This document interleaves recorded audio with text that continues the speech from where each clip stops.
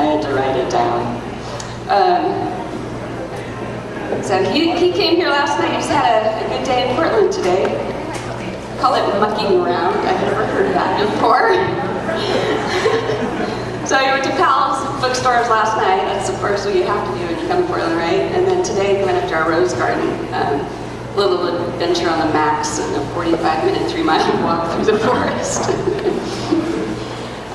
So Dr. Dugatkin is a professor and university scholar at the Department of Biology in the University of Louisville. His main areas of research interest are the history of science and the evolution of social behavior. I know there's at least one teacher in here that teaches animal behavior and uses his books. He's spoken at over 125 major universities all around the world, so we're very lucky to have him here. And he's author of over 150 articles on evolution and behavior. He's authored 2 textbooks, and he's written a number of other popular books, including Mr. Jefferson and the Giant Goose, and The Prince of Evolution. And so I will just give it over to me.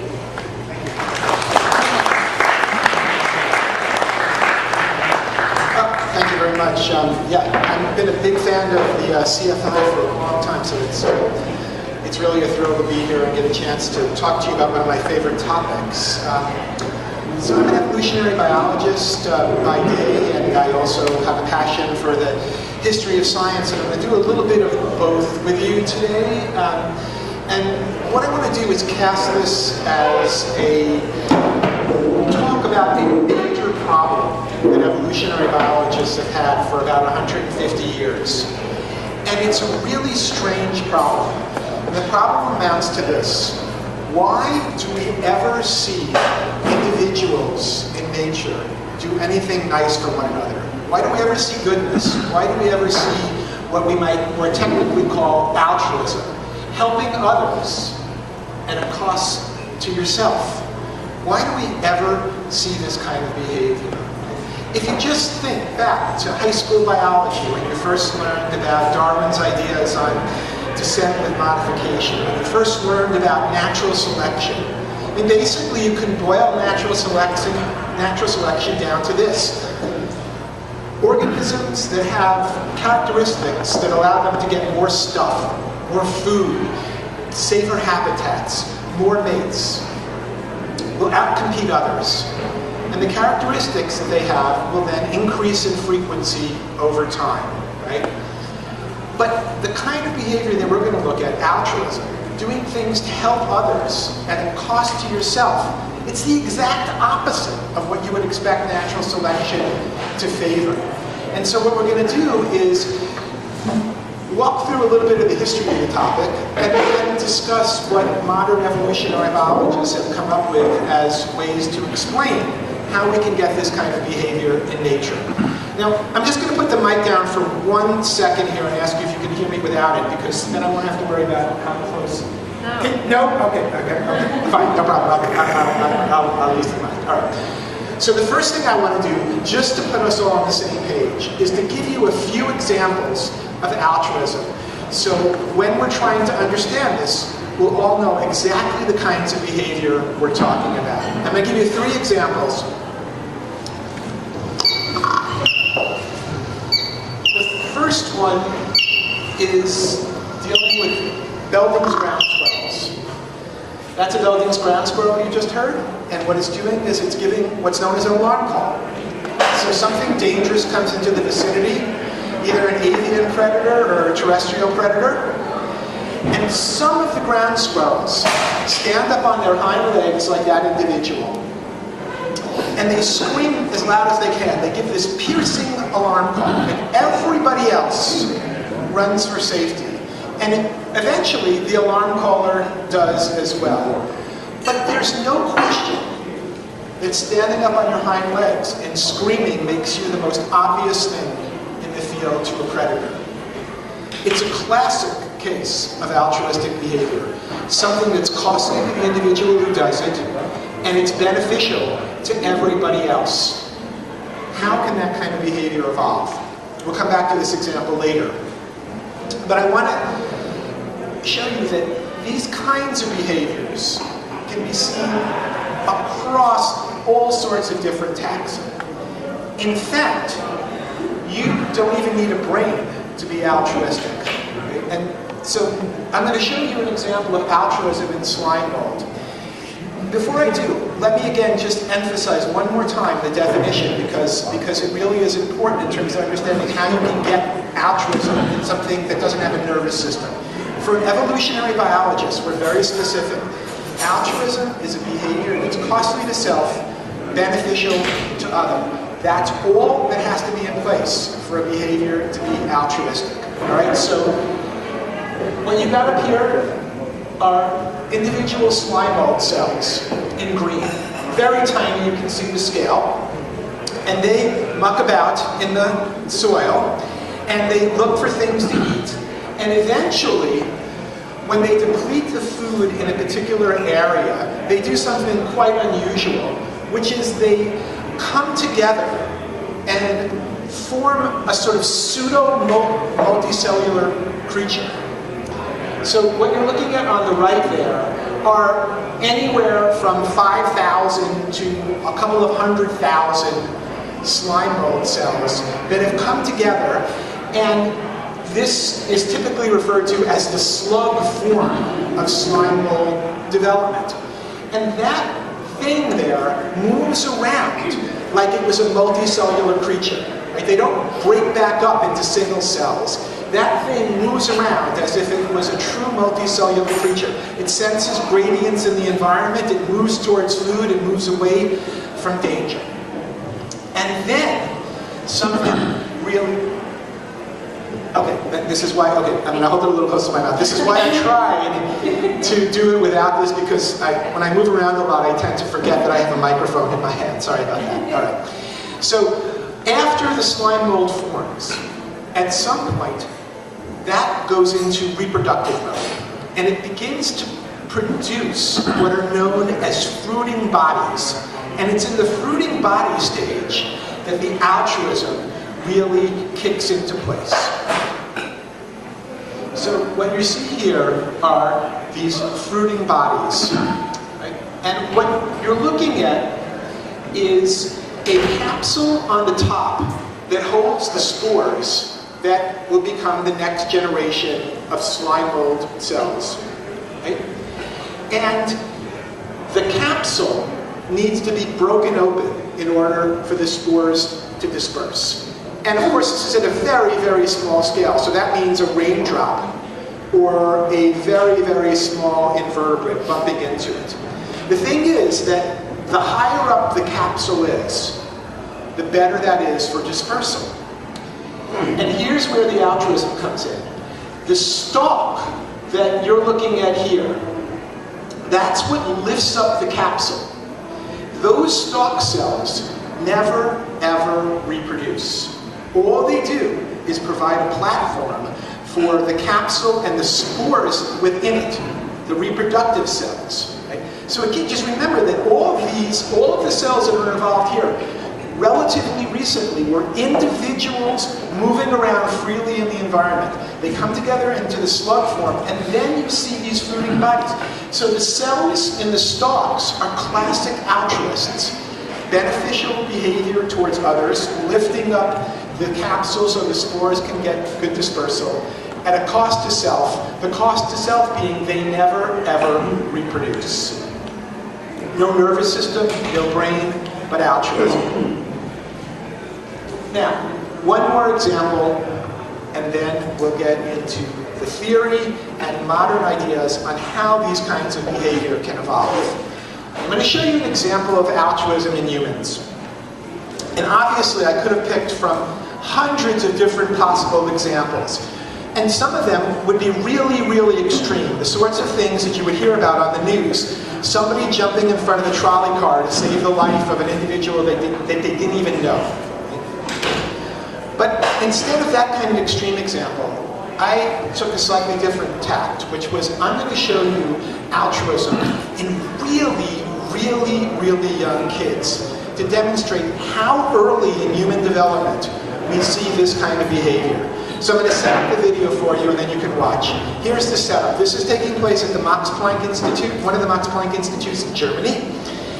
And the investigator has put a call out for a parent to bring a very, very young child in to be part of this experiment. And you'll see the child, in this case, they look like they're about somewhere between 2 and 3 years old, right? And the child has no idea what's going on, that their parent has been called in to be part of an experiment, and it's all volunteer. And all they know is they're standing in the corner with their mother. And the investigator, a very, very tall German fellow, is going to walk in. And I will let you watch what happens.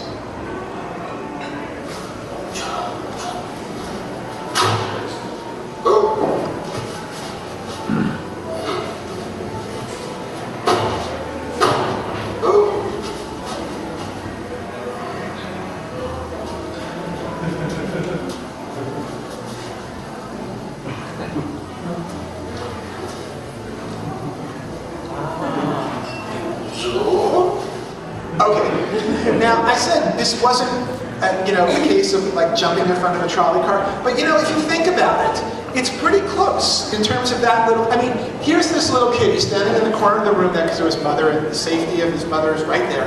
This giant walks into the room, starts banging stuff around, apparently can't figure out how to open a set of doors, and this little kid leaves the safety of his mother's side, walks over, opens the doors, and looks up at that guy with a look that clearly says, I'm not really sure why you couldn't figure this out, but there you go. Here it's open for you now. And this happened many, many, many times, not just with this one child. And we see this in kids all the time.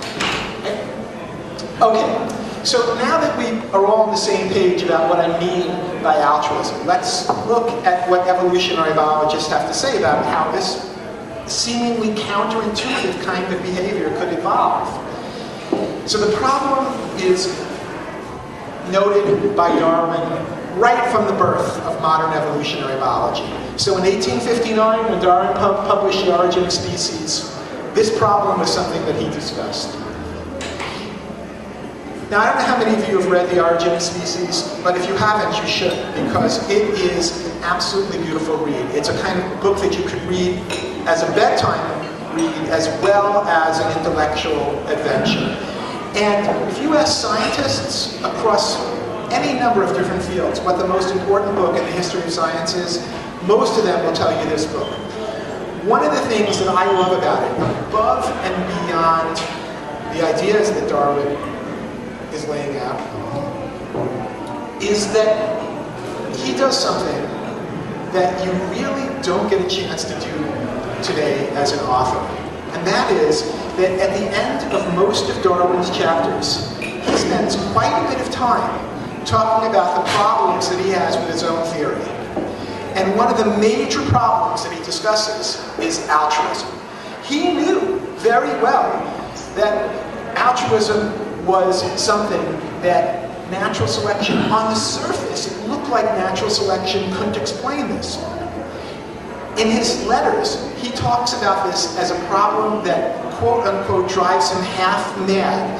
This is something he was very, very worried about. He knew when his readers looked at The Origin of Species, one of the things that would jump to their mind was, how can you explain altruistic behavior? And in particular, Darwin knew that because at this time in Victorian England, there was something of an obsession with social insects, and particularly with bees. And so Darwin understood that any reader who picked up his book was going to know that if you get too close to a hive full of bees, you're going to get stung. And when you get stung, the worker commits suicide by stinging you. And he was worried. How could he possibly explain this? And what would his readers think? In The Origin of Species, he uses very, very strong language about this. He describes altruism, this kind of altruistic behavior. Workers going out, leaving the nest, stinging you, and in the process, committing suicide, because when the worker bees sting you and they pull back, from your body, their stinger becomes ripped off and they die. So Darwin describes this as a special difficulty which at first appeared to me to be insuperable and fatal to the whole theory. Now think about that. Arguably the most important theory ever developed in science is, in Darwin's mind, teetering on the back of these social insects. How can he explain this sort of behavior? Eventually, he came up with one hypothesis, actually two, but we'll only talk about one of them. And the way that he came up with this idea was that he recognized something that any naturalist would have known. And that is that when workers defend their colonies, when they give up their life defending the colony, they're not just defending any old bunch of other bees in the neighborhood. They are defending their relatives. Hives are stock full of relatives. They're stock full of what we would call today genetic relatives, relatives by blood. Now it's 1859, and so Mendel's ideas are only now being formed, and nobody knows about it. Right? So we don't have the word, we don't have gene, we don't have a field of genetics. But Darwin understood that there was something that was passed down from parent to offspring, something that he called a gemulum, that is similar to what we would refer to as a gene. And that was a critical thing for him to realize, because what that meant was that when you have honeybee workers who commit suicide defending the nests, by doing that, they are helping their, what we would call today, genetic relatives. Every time they help their genetic relatives, they help individuals who, by definition, are genetically like them. And so Darwin realized that even though you give up your life, if you can get more copies of the things, what he called gemmules, but we would call genes, into the next generation, by doing that, by helping others at your nest, particularly the queen, who's a little baby-making machine, pumping out sisters and cousins constantly, then that kind of behavior could evolve. So kinship became one of the ways that Darwin realized altruism can evolve. You can make up the costs for your own act if you indirectly get benefits by helping individuals who are like you. And one way to do that is by helping your genetic relatives. Now, Darwin first came up with this idea in the 1850s, but it took a good 100 years before evolutionary biology formalized the basic idea that Darwin laid out in 1859. That happened when a fellow by the name of W.D. Hamilton published a couple of seminal papers in the early 1960s. Now, I'm going to tell you a little bit about Bill Hamilton because most people would say that he was the single most important evolutionary biologist of the 20th century. And in fact, I guarantee you, when Richard Dawkins comes here, if someone was to ask him that question, he would say Bill Hamilton was a good friend of Richard's. So, I mean, this is someone who made tremendous contributions to the field of evolutionary biology. But the biggest one was his work on formalizing the evolution of altruism through kinship. So let me just tell you a little bit about Bill Hamilton. About 10 years ago, I did a book in which Hamilton's work on altruism was front and center. And when I was researching that book, I had the chance to go over and talk to some of his relatives because he was gone by then. He died in 2000. And I learned some interesting things about Hamilton. So he grew up just a couple of miles away from Downhouse. And his mother used to take him and his siblings to Darwin's home all of the time and teach them about evolutionary biology. His sister claims that their mom used to read them The Origin of Species as a bedtime story, although I'm not sure if I believe that or not, but that's what she claims. When Hamilton got old enough, he went off to study at Cambridge University, and even as an undergraduate, he knew that one of the things that he wanted to tackle was this question of the evolution of altruism. And so he got his first degree in genetics, and also got a sort of the equivalent of a minor in anthropology, where he began to delve into how can you model, how can you come up with a formalized representation of the importance of kinship in the evolution of altruism. As a graduate student at the London School of Economics, he did just that. He developed the modern theory for the evolution of altruism through kinship. And the reason that it's important to know that he did his graduate work at the London School of Economics is because much of the mathematical work done in evolution, we essentially steal models that economists do, and we make them multi-generational. We make them generation after generation after generation. But the cost-benefit analysis that economists use is at the heart of models of evolutionary biology as well. And Hamilton became very, very versed in those at the London School of Economics. His dissertation work was where he laid out these ideas. And he published them in a couple of different formats. One of them was a pair of papers that's 50 pages long and full of dozens and dozens of complicated equations. The second format was a tiny little 3-page note in which he summarized and boiled down all of that mathematics into an unbelievably simple little equation that allows you to understand the evolution of altruism through kinship. So I'm going to show you this. 3 variables you need to keep track of, and you can predict when kinship will favor the evolution of altruism. The first one is that you need to be able to measure the genetic relatedness among individuals. It's not enough to just talk about siblings or cousins. Evolutionary biologists, over the decades, have developed tables where you can actually just look on a table and you can find the exact genetic relatedness between any set of relatives. Okay? So if you know individuals are siblings, then their average genetic relatedness is going to be a half. If you know individuals are cousins, then their average genetic relatedness is going to be an eighth. And for any set of relatives, if you know their genealogy, then you can look up what the value for their genetic relatedness is. And you need to know what that is for Hamilton's ideas to work. Early on, this was done the old-fashioned way, which was you basically went out into the field, let's say with those ground squirrels, you marked individuals, you knew who was mating with who, therefore you knew who were parents of whom, and you knew who were cousins, and if you did this year after year after year, you could have all of the information that you needed. Nowadays, there are other ways to estimate genetic relatedness. There are all of these molecular genetic techniques like DNA fingerprinting and many, many others now. Right? But you need to, one way or another, measure genetic relatedness.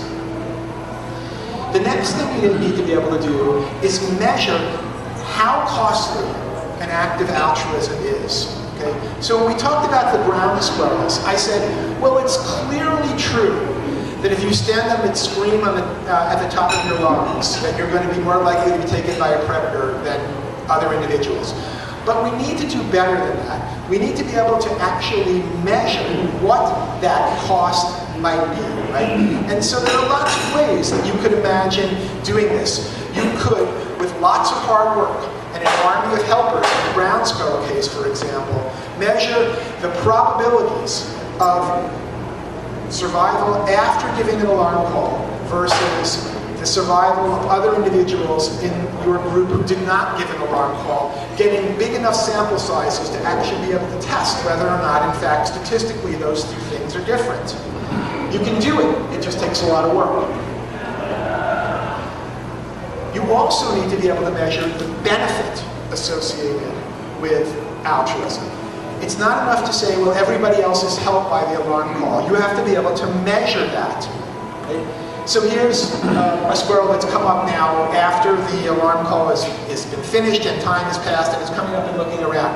We need to figure out how much help did it actually get. And there are ways you can do this, right?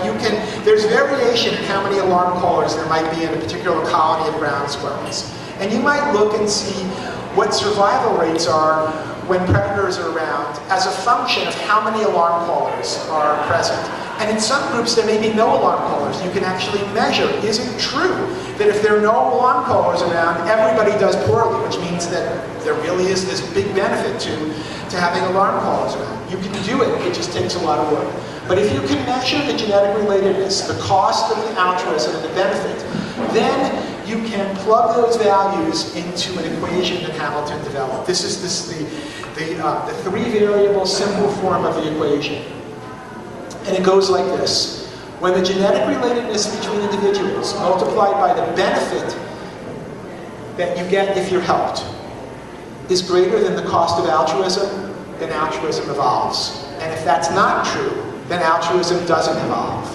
And we can sort of decompose this and understand why this theory works. So here's the cost of altruism. For any behavior, if there's a cost associated with it, somehow or another that cost has to be compensated, otherwise we won't expect that behavior to evolve. In this case, the cost is compensated by the indirect benefit that you get by helping your genetic relatives. And that indirect benefit is captured by how related you are to them, multiplied by how much they got, how much help they got, right? The more related you are to an individual, the more indirect benefit you get. Because if you're related much more heavily to your siblings than you are to your cousins, then helping them provides you a greater indirect benefit. If the help that that individual gets is great, then that also makes altruism more likely to evolve.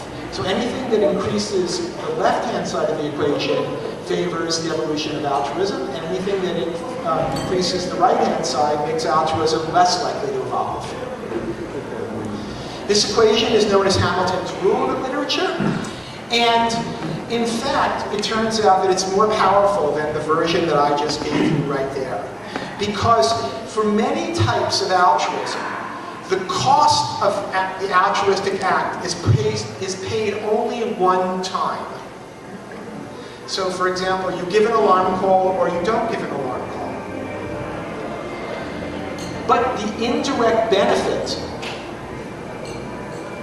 is different. The indirect benefit is obtained for every relative that you help.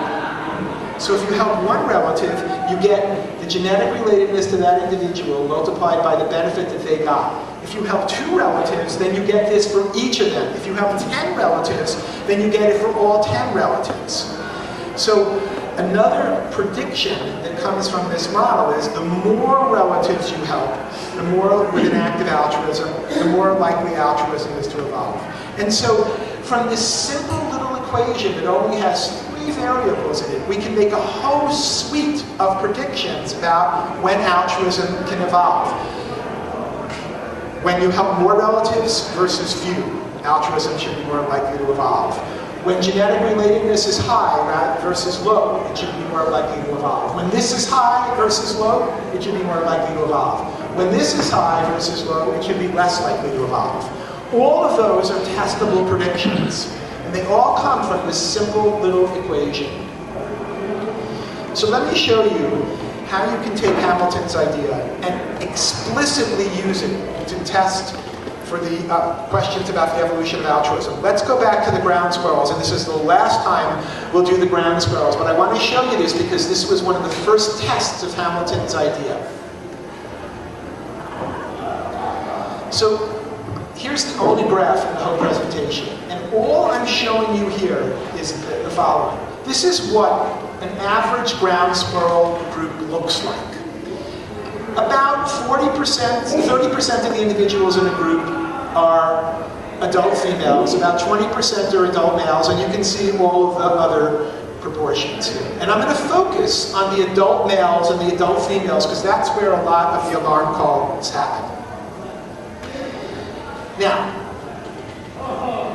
if you take the same figure and now you add on these orange bars, and the orange bars tell you the proportion of alarm calls that are given by a particular type of ground squirrel, what you find is that the adult females give almost 70% of the alarm calls.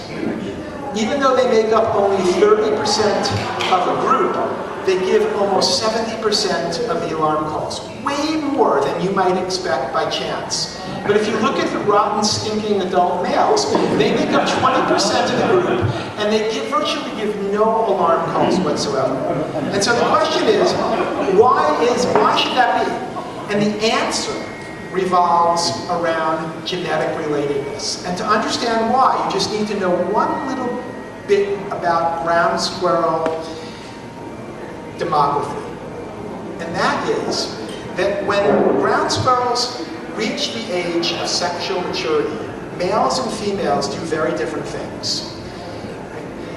Males leave the group they're in, and they go find a mate in another group. What that means is that adult males will be in groups where their only genetic relatives will be any pups that they sire. Females, when they reach the age of sexual maturity, stay in the group where they were born, and they stay there for the rest of their lives. That means that they are surrounded by their genetic relatives. They have any pups that they might be the mother to, but they have their sisters, they have their female cousins, they have their mothers, they have sometimes their grandmothers, they might have grand offspring in that group. They're surrounded by genetic relatives. So, you want to know who gives the alarm calls? You need to understand the genetic relatedness among individuals. The individuals who are surrounded by genetic relatives give alarm calls. The individuals who are not tend not to give the alarm calls. What's more, there are few instances where, in fact, adult females do not stay in the group in which they were born. In rare instances, something might happen to a colony that basically destroys the habitat. A flood comes through, a fire comes through, some natural disaster. Adult females have to leave.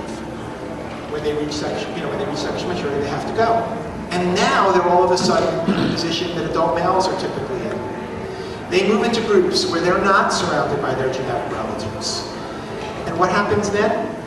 Their alarm call rates decrease down to what male alarm call rates typically are. Remove the genetic relatedness, and you get a dramatic decrease in alarm calls.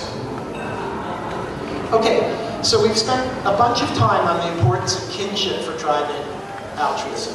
But evolutionary biologists aren't silly enough to say that this is the only thing that drives the evolution of altruism, because we know there are plenty of examples where altruistic behavior is shown among individuals who are not genetic relatives. How can we explain that? There are a number of different ways, but I'm going to focus on one of them. And that is the exchange of acts of goodness. Reciprocity. I help you, you help me. This is another way that evolutionary biologists and people in other areas as well have suggested that altruism can evolve. In the kinship path we've been talking about, basically what we've said is there's this cost of being altruistic. That's true by definition. Somehow it's got to be made up. The kinship path says it's made up by the indirect benefits you get by helping your relatives. The reciprocity path says the cost to you being altruistic at some point in time is that when you need the help, you'll get it from the individuals that you helped. There's a tit-for-tat system in place here. Individuals help one another when they need the help. They exchange it. I'm going to show you perhaps the most famous example in non-humans of reciprocity driving altruism.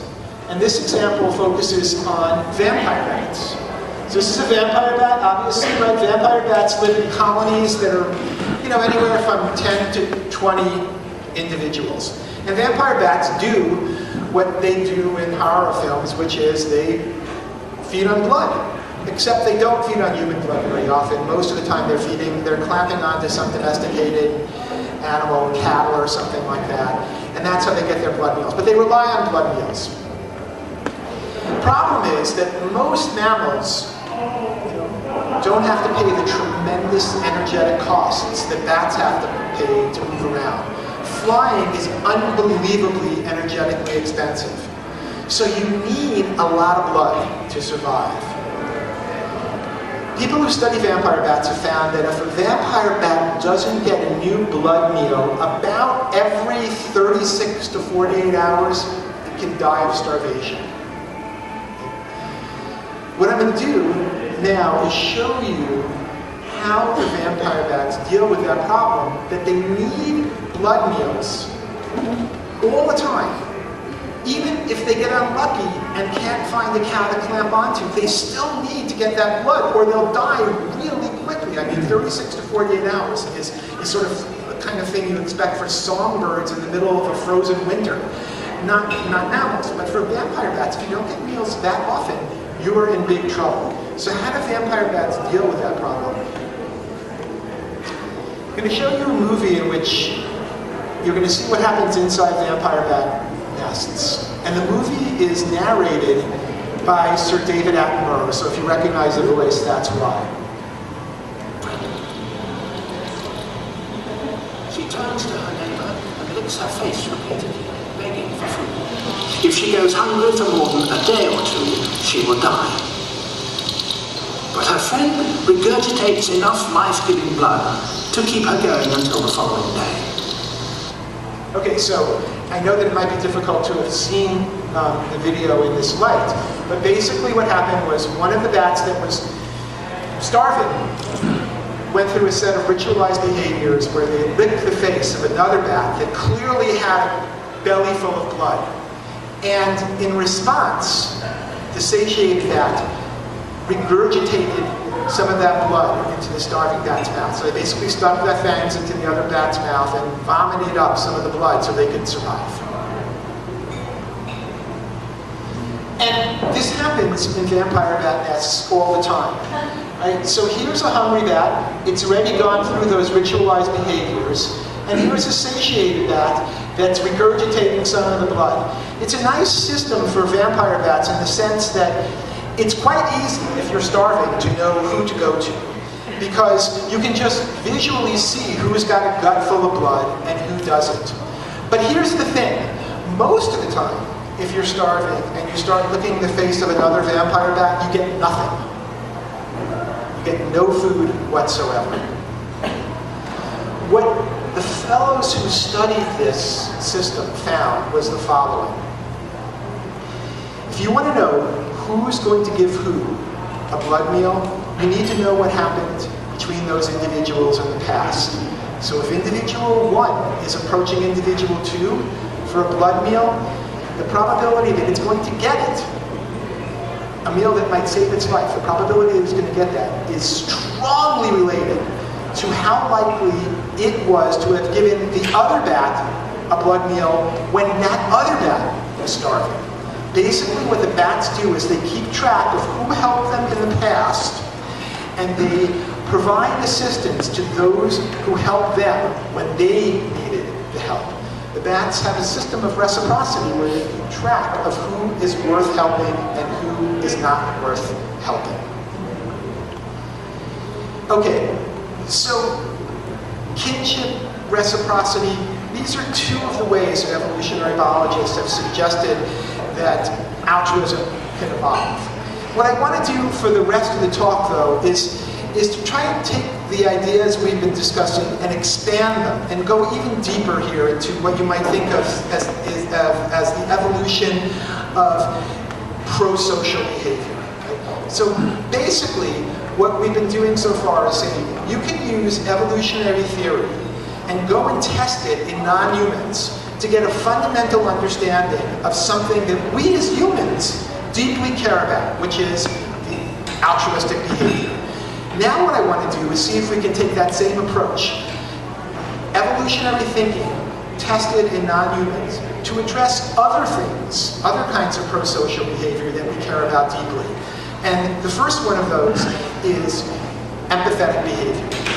Can we use the same approach we've been using so far to study empathy? So if you look in the literature, empathy has a lot of different meanings, but basically what it means to be empathetic is that you can put yourself in the position of somebody else and feel what they're feeling. So if somebody else is in distress and you're empathetic, you can feel what they're feeling. And this tends to facilitate doing good things, to help people, right? If you feel the distress, the horror, the whatever that somebody else is feeling, then you're much more likely to help that individual. And the question is, can we use evolutionary thinking and work from non-humans to understand that kind of behavior? And I'm going to argue that the answer is probably yes, although we're still gathering data to really know for sure. I'm going to tell you about one of the few studies that are out there explicitly looking at empathy in non-humans. This study was done on rats. And let me set up the study, and then I'll show you what it might mean to be empathetic if you were a rat. The basic idea is this. There are pairs of rats that are going to be tested in this experiment. Many, many, many different pairs of rats. And a pair of rats will have lived together for a couple of weeks before this experiment started. They're not genetic relatives, and they're always same sex. I believe these are always female, so that there's no mating things going on here. So they live together for a couple of weeks. And then they're going to be put into a little experimental apparatus like this. And here's what happens. One of the rats is going to be allowed to move around freely. They can go wherever they want in this little apparatus. The second rat is going to be put into a little canister in the middle of the apparatus, and that canister has a locked door. The rat inside the little locked canister here does not like being inside the little locked canister, and it does all the sorts of things you do if you're a rat and you're unhappy, which means moving around, trying to get out, and also, most importantly, giving off ultrasonic distress calls that other rats can hear. Now the door is locked, and this rat in here cannot get out. There is no way to open the door from the inside, but there is a way to open up the door from the outside. And the question then is whether or not the free rat, the other rat who can move around, opens up the door and releases the trapped rat. And if it does, whether or not that's due to it being empathetic. So let me show you a video of what happens when you set the rats up in this scenario, and then we'll talk about some possible explanations. So we put a free rat, the rat with the black dot on his head, into an arena, and in the center is his cage mate trapped in a plexiglass restrainer. The door to the restrainer can only be opened from the outside by the free rat. Here you're seeing the first 5 minutes sped up on the first day of testing. Even though it takes quite a bit of rat courage to venture into the scary arena center, the free rat persists in moving to the center and trying to figure this restrainer thing out so he can help his cage mate. So now in this clip, the rats have been in this paradigm several times. This is the 5th day of testing. And we're viewing the session in real time, but after 25 minutes have elapsed. What you see is that the free rat is very focused on the door. You will see him open the door for the first time in a moment. What I want you to notice is that the free rat freezes. He freezes because the door falls over, and since it's the first time he's opened the door, he's surprised and he startles by freezing at the sound of the falling door. There he goes. Now, after a brief exploration of the strange land of the restrainer, the liberated rat runs around exploring the arena. Wherever the liberated rat goes, the free rat follows, jumping on and licking him. For about 5 to 10 minutes, this apparent celebration continues, with the free rat very active and always in close proximity to his liberated cage mate. Okay, I don't know if they're celebrating, but I do know that if you run this day after day after day with the same pair of rats, once the free rat figured out how to open the door, they'll do it. They'll keep opening it up day after day. Okay, so, you watch this video, and I can tell you as an evolutionary biologist and as an animal behavior, this kind of video gives me nightmares because it's so easy to anthropomorphize here. It's so easy to suggest that just because the rat opened the door there, that it was being empathetic, that it somehow could put itself into the distress that the sense of distress that the other rat was feeling and try to reduce that. It's so easy to fall into that trap. The beautiful thing about this experiment is that they did a bunch of follow-ups that really allow us to figure out, to some extent, if the rats are being empathetic. Okay, so let me tell you what they did. Okay. First thing they did was they said, you know what? Here's an easy alternative explanation. The free rat is in this plexiglass this experimental apparatus, and there's nothing in there except its little friend in the canister behind the locked door. There's nothing else for it to do. And rats like to do stuff. They like to keep themselves occupied. So maybe the free rat just wanted to figure out how to open up the door because there was nothing else for the free rat to do day after day after day when being put into this apparatus. So it needed something to keep itself busy, and so eventually it figured out how to open up that door. So they ran a nice control experiment, and what they did was they did the same kind of experiment, except that they didn't put any rat inside the little canister behind the locked door, but they locked the door. And they asked whether or not the free rat still spent its time trying to figure out how to open the door and eventually opening up the door, and the answer was no.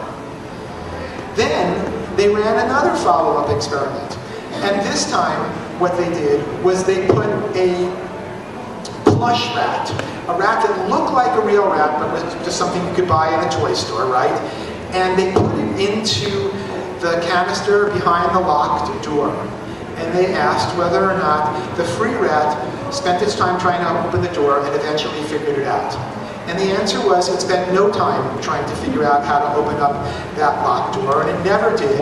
And the logical reason for that is that the individual inside the canister was not giving off a distress call. It was a plush rat. It wasn't real. So there was nothing to suggest that whatever was in there was in fact in distress, because nothing was giving off distress calls.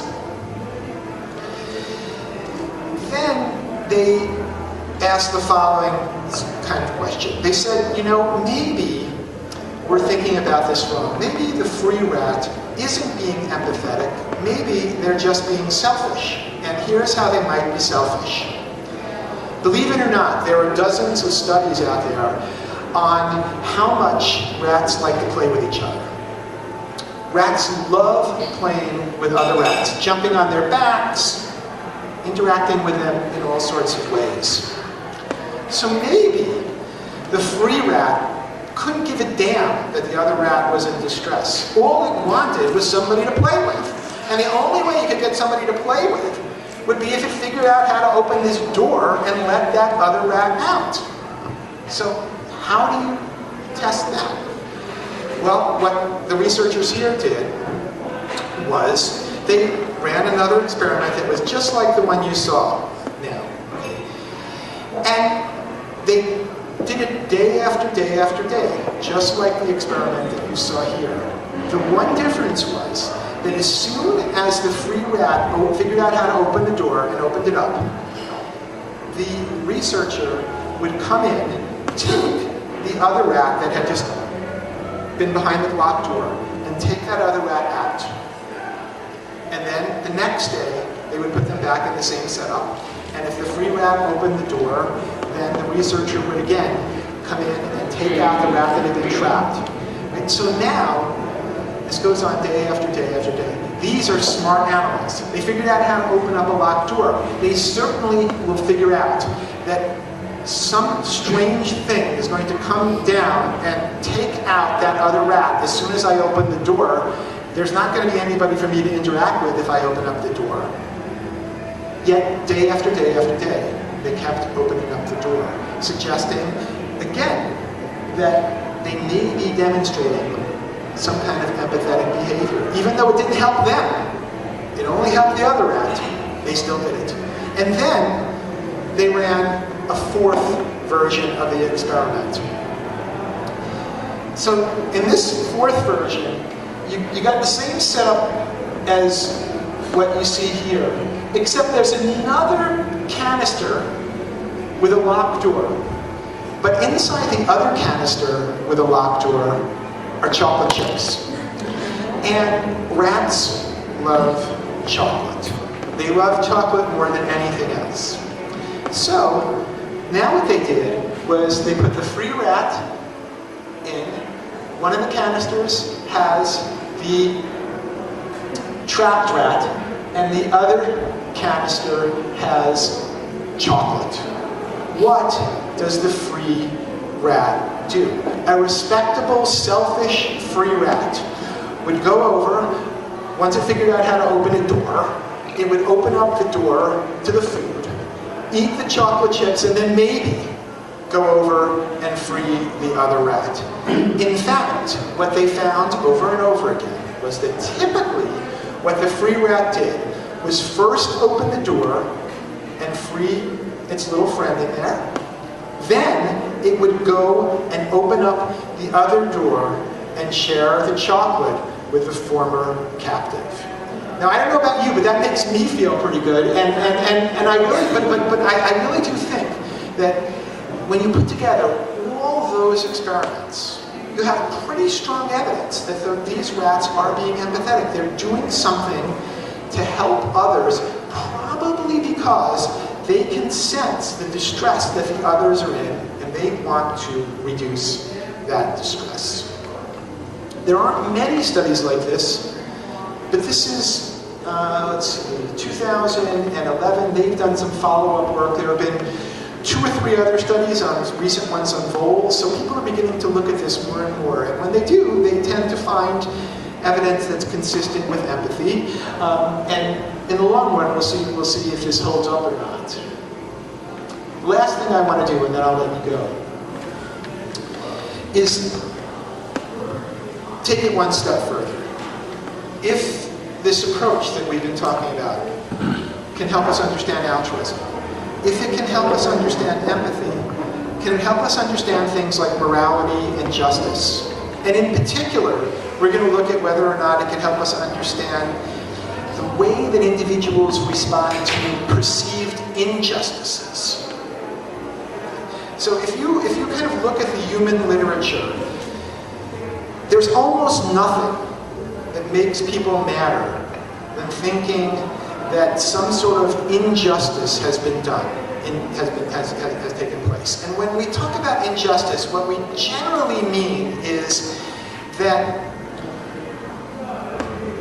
when you do something and you get something in response for doing that, if you get some reward for doing an action, and somebody else does the same action, and they don't get the same reward, that's fundamentally unfair.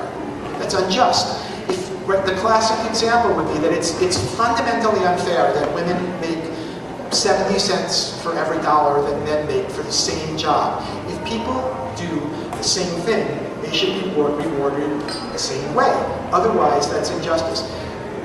The question that we want to look at here is whether or not this sort of response to what's perceived as unjust might exist in other animals, so that we can study it using the kind of approach that we've talked about before. So I'm going to show you a very, very famous study now. Some of you very well may have seen this already, but it's a study that Frans de Waal and his colleagues have done on capuchin monkeys. So it makes some sense that if you're going to talk about something that's relatively complex, like responses to injustice, that you might start with critters that are relatively closely related to humans, right? So you're going to start with some primate, and Franz and his team started with capuchin monkeys. And I'm going to show you a video in a minute, but let me set it up for you. The experiment was done by Franz and his student Sarah Brosnan, who you're seeing here. And there are 2 capuchin monkeys in any one of the trials of this experiment. And what we want to know is whether or not they have any sense of what's fair and just, and whether or not when they think that has been violated, they respond the way that you might respond to injustice. Okay, so here's the basic setup. Sarah has trained the capuchin monkeys, and they know, because of this training that she's done, that if they pick up a little stone inside their cage, and they hand it to Sarah, Sarah will give them a piece of food. Now that alone is actually pretty remarkable, that you can actually teach the capuchins that an inanimate object like a stone could be exchanged for something that has value. So you basically have a trade system here. The capuchins learn that. They've learned if I pick up the stone and a pebble and I hand it to Sarah, Sarah's going to give me a piece of food. But there are 2 kinds of food, and you can see one of them. What you see here is a little bowl of cucumbers. And next to it, you can barely see, there's another bowl, and it's got grapes.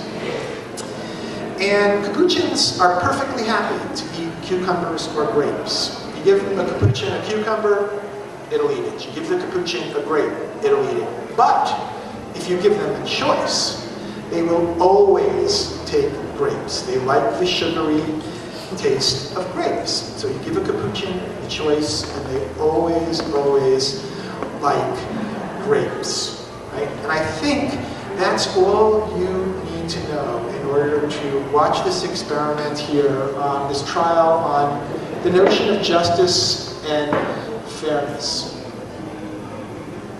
Is the monkey who gets cucumber. The one on the right is the one who gets grapes. The one who gets cucumber, note that the first piece of cucumber is perfectly fine. The first piece she eats. Then she sees the other one get a grape, and you will see what happens. So she gives a rock to us, that's the task. And we give her a piece of cucumber and she eats it. The other one needs to give a rock to us. And that's what she does. And she gets a grape. And she eats it. The other one sees that. She gives a rock to us now. Gets again cucumber.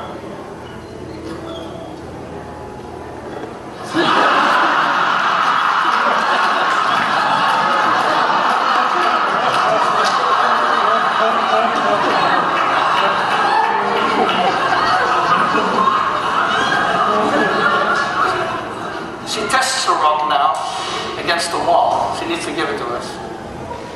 And she gets cucumber again.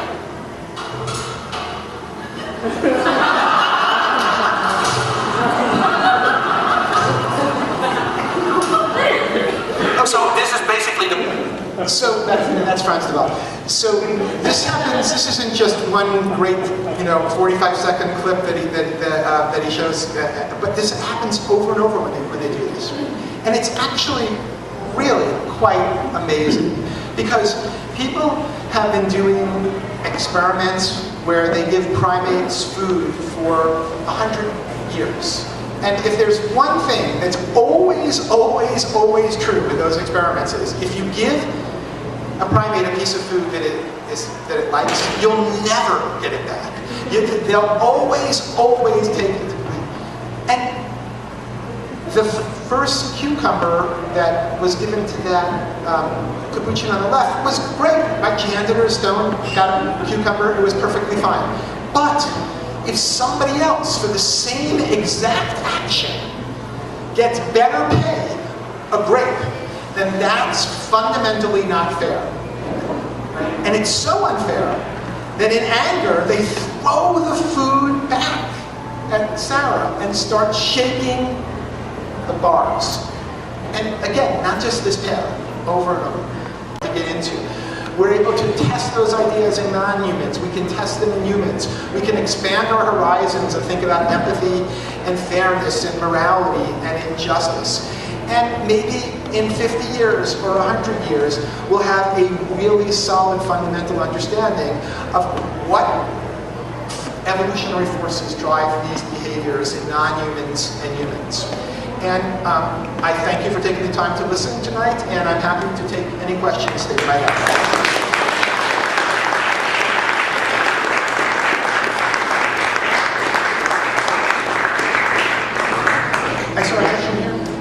Question. I'll repeat the question so the people can hear it. The first one, how can there be evolution with bees because they don't transmit their gene?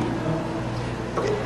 So the first question was, how can you have the evolutionary effects we're talking about with bees when they don't transmit their genes, and what you mean is that the workers don't transmit their genes. And for the most part, that's true. There are sort of ways to cheat the system, but for the most part, that's true. It's the queen who is, in fact, the baby-making individual in the hive. And so the argument is, though, that if you can't directly pass your genes on, then, right, you can't directly pass your genes on. Again, there are ways to cheat the system, but we don't have to talk about those. So if you can't do that, then how does this work? Well, it works because you can indirectly get copies of your genes into the next generation. And the indirect way to get them into the next generation is by protecting the queen, who will produce babies who are sisters and cousins to you. If you can't do it yourself, then there are ways to get your genes in indirectly through through the queen and the hive. But the gene is transmitted only by the male, which has no sting. So the question is, the genes are only transmitted by the male, which has no sting. I'm not sure what you mean by that. So, there's a very few male around. There's a minimal of it, just, Well, the males... When the queen takes a flight. When the queen takes, right, so the males don't do a lot, and they don't do it for very long, but in fact, to produce... I'm hedging my answer only because the genetics of social insects like bees, ants, and wasps are very bizarre. They're not like the genetics of humans. So females have 2 copies of every gene. Males only have a single copy of every gene, which means that males do not have a father, they only have a mother, and females have a mother and a father. So it's not true that males will mate with the queen when they have the chance, and the queen produces tons and tons of sisters and cousins and so on for the workers, and so I'm not quite sure I get the problem. She impregnated only once during her life. Oh, she's only impregnated once during her whole life. Not usually the case. So usually there are multiple queens, for example, in honeybees, and there's lots of opportunities for you to indirectly help yourself genetically by helping your relatives. We can talk more afterwards, though. Another question about the rat. You put the rat, you strand the rat, do you get the same response? Yeah, the question with the rat was, if you do the experiment and you don't have individuals who have lived together for a long time, do you get the same response? And the answer is, I don't know. They didn't do that experiment, but it would be a great one to do. And whatever the findings were would be potentially interesting. If in fact it turned out that you got it with individuals who were complete strangers, then that would suggest that this tendency to be empathetic is extremely strong in the rat. My guess is if you did it with strangers, you would not get the response you got.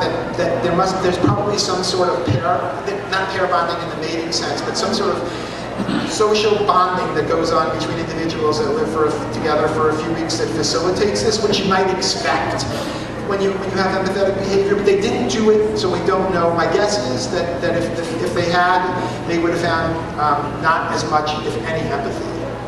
I saw that hand up there. I don't know if you have read Stephen Pinker's The Greater Nature of Our Angels and Our Angels. Do you think there is any parallel between his happy history of the history of goodness to what you're talking about, the So the question was, in Steve Pinker's book, The Better Nature of Our Angels, Better Angels of Our Nature. Better Angels of Our Nature. Of nature.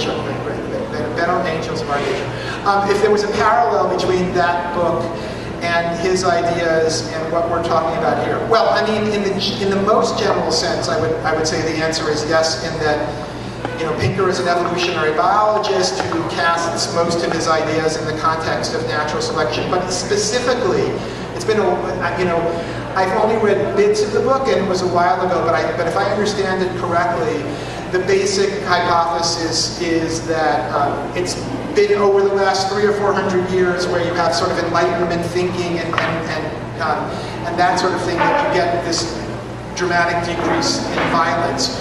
And there, you know, it's difficult to make a direct parallel to the case in non-humans. There is work that's done on sort of culture and cultural evolution in non-humans, but none of it, I would say, has been done in a way that you could really test Pinker's ideas with respect to non-humans on this, except in the general sense that, you know, if you want to cast one of these hypotheses, think in terms of evolution, but beyond that, no. How do slime mold individuals self-differentiate for the different roles? The question is, how do slime molds self-differentiate for the different roles? So in particular, you mean how is it determined who will be in the stalk and who will be in the spore? Yeah, it's a great question. There's some evidence that the most well-nourished cells are the ones that become the spores, and the more undernourished ones become the stalk.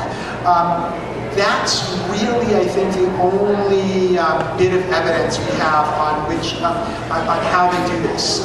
Now, I mean, you know, one thing I didn't say in the slime mold case is they tend to be fairly highly related to each other genetically in these slime mold cases. And so again, it's sort of like, you know, you would expect that whatever distinguishes a cell in terms of its sort of highest probability of being healthy and being able to disperse well would be what they use. And the only thing we know so far is it has something to do with the amount of food they've gotten. But that's the only variable that I know that people are studying. Could be there are others, but I don't know. Yeah, in terms of the rats and empathy, one thing that crossed my mind is it empathy, or is the rat simply trying to avoid stress? Yeah. So the question was, in the case of the rats, is it empathy, or is the rat simply trying to avoid stress? It's a great question, and I'm going to try to answer it in two ways. One is that I'm not sure that those are sort of completely independent of each other.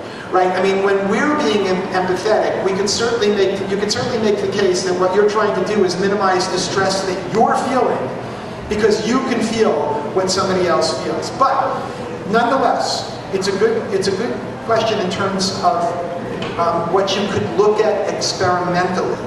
And the one, even though they ran 4 different parts to this experiment, the one part that they didn't do that I would have loved and that would have addressed your question would be this: do the same experiment, okay, but have an escape hatch, so that you could actually just leave that area altogether if you wanted to, and see what the rats do. They didn't do the experiment. I don't know what the rats would have done, but if they had, it would allow us to get on a much better answer to your question. Thank you. Yeah. Have they considered more than one free rat? A society of rats? Right. Have they considered more than one free rat? I don't think they've done that experiment either. There's a lot of things they haven't done there, but on the other hand, they actually were the first ones to do anything experimentally sophisticated on this. So there's lots more that needs to be done. Yeah. Do you think reciprocity is sufficient to explain humans giving their lives for people they don't know? So the question is, do I think reciprocity is sufficient to explain human altruism because we're surrounded by individuals that we don't know. Yeah, or even someone from a different country that you don't know, or just totally not related to you. Or someone from a different country that you don't know. Where your chance of getting something back is almost zero. Right. So, you know, that's the $128,000 question in some ways, because we know that we do, in fact, do that all the time, that people do that, and we know that that people intentionally make it so that when they help somebody, they don't expect to be repaid, or they do it in a way to make sure that nobody knows who they were. So we sometimes go out of our way to sort of make it an anonymous act of goodness, so that we don't get help. None of what I talked about tonight, I think, explains the evolution of that kind of altruism. Now, I am something of a cynic on these things, so let me run an idea by you. Especially in evolutionary biology, we tend to work with and measure tangible quantities. So for example, you know, we can measure food, we can measure how dangerous things are, we can measure how many matings individuals get. But sometimes the benefits that we get from helping others may be much, much more difficult to measure. So for example, you simply feel good about yourself when you do acts where there's no chance of reciprocity. You feel good when sometimes you set it up so that others can't know that you are the person who does it, right? If you measure serotonin levels and dopamine levels and that sort of thing, people feel really, really good when they do those sorts of things. And we know that high serotonin levels and high dopamine levels and things like that can translate into better health, better, longer life. And so there might be all of these kind of psychological benefits that translate into hormonal changes that might kick back and help us, even if we don't have somebody who throws us the lifesaver when we need the lifesaver after we did something to help them.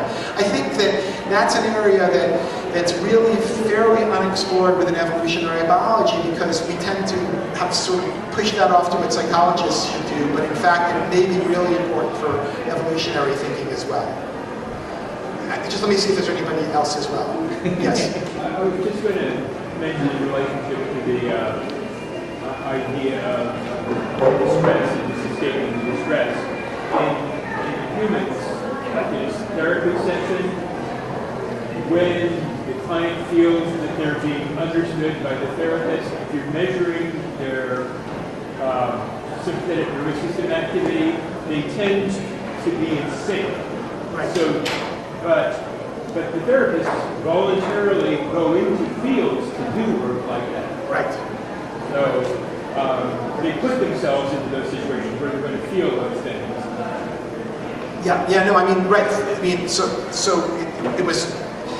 If you couldn't hear that, it was a comment that basically therapists often intentionally put themselves into situations where they can make people feel comfortable, because when they feel comfortable, you get all sorts of neurophysiological responses in the patients that allow them to deal with the problems they have to deal with, even if it puts the therapist into a state that might not be especially comfortable for them, if it makes the patient right. So I mean, we certainly do these sorts of things.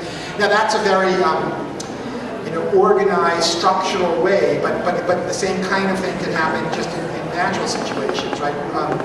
Why does anybody give $1 billion to help people on the other side of the planet? Again, there are all sorts of possible explanations, but I don't think we really have good evolutionary explanations for those yet. Yes? Sometimes you see the claim that the closer the kinship relationship, the more likely the individual is to get his or her life.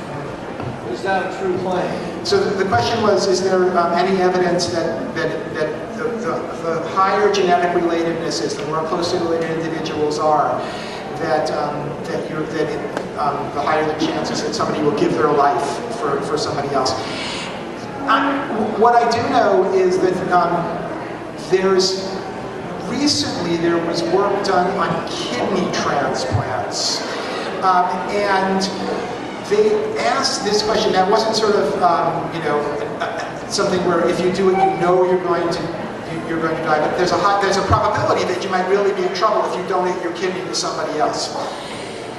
What they found was that even when you factor out the fact that kidneys are much more likely to be matched among genetic relatives, so you might see more kidney transplants among genetic relatives simply because those are the only ones that work. But if you factor that out, it still turns out that people are much more willing to give a kidney for somebody who's a genetic relative, and more so the more genetically related they are.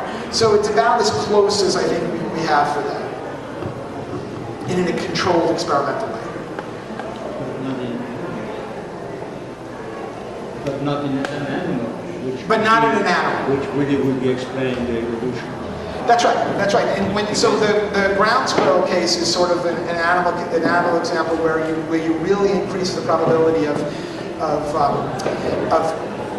being taken by a predator, but are compensated by the benefits of helping your genetic relatives. And that's a study in humans from the primitive man who, in his viral cells, to protect the pregnant woman, he did an extension of that thing to evolution.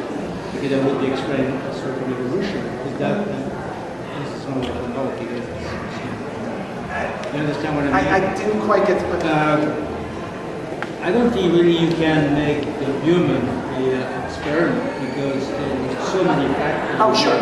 Right. But at the same time, there are some so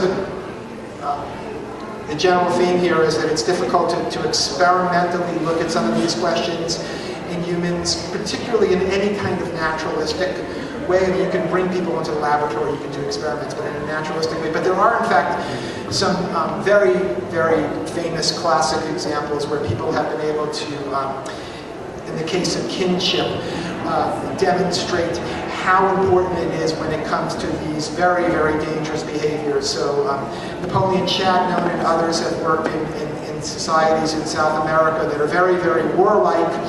And basically, if you want to know how alliances are going to form when there's danger, what you need to know are genealogies, and what you need to know are genetic relatedness. And when you know that genetic relatedness, you can predict who's going to help who and form alliances, and who's going to try and kill who. Fairly accurately, at least, I mean, given the fuzziness that's inherent in these kind of studies in humans, because like you say, there are so many things involved. That's a significant thing, and you can get at it from natural history and natural history kind of observations. Yeah. Last question.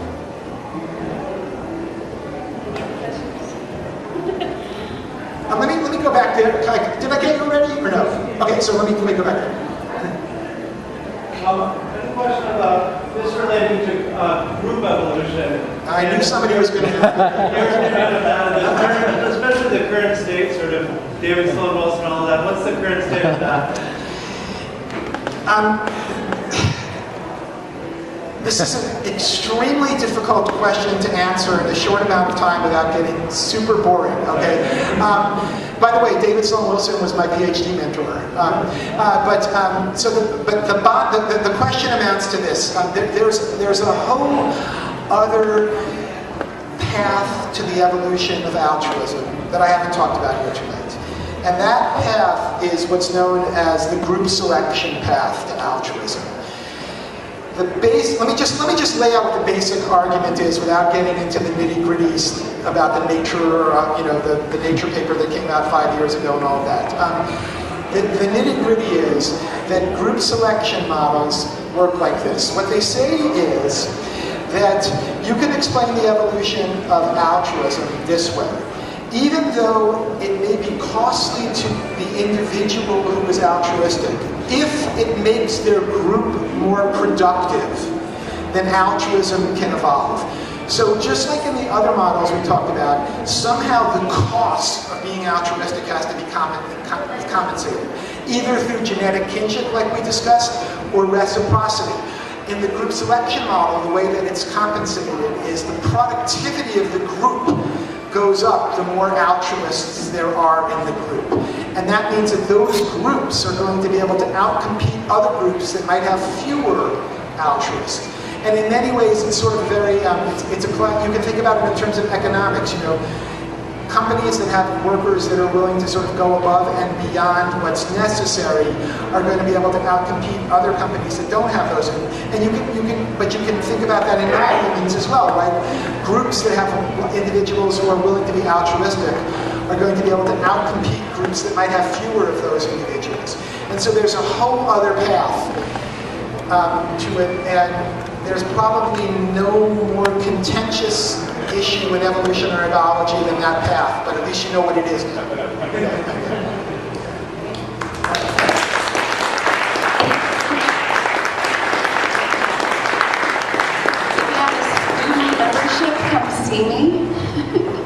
If you have a student membership, come see me. There is a miscommunication, and you were supposed to get into this event for free. So come see me. All right. Thanks for coming, everyone. Hope to see you next Fourth Friday.